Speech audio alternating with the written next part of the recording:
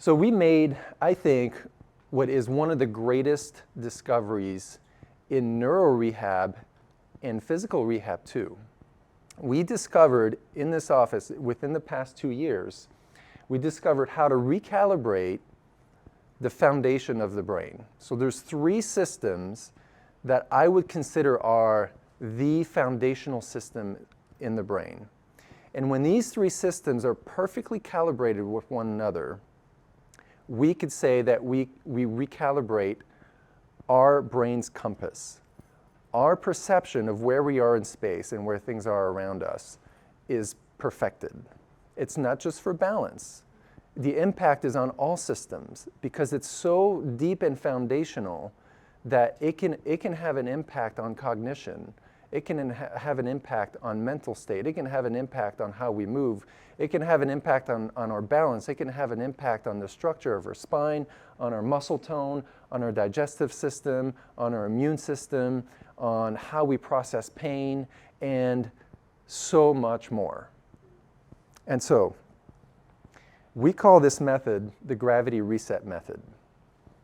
The gravity reset method, I believe, is a method that should be practiced in every chiropractic office, by every physical therapist, by every occupational therapist.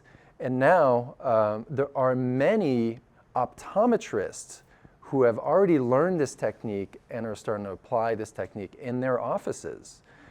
And that's just like chiropractors have a great interest in neurology, optometrists study the brain and they have a great interest on neurology.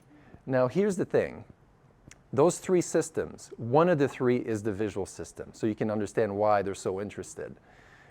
It's the visual system, it's the vestibular system, and it's the somatosensory system. Somatosensory is all these receptors we have in our joints and our muscles and our skin, all these receptors that allow us to feel our body.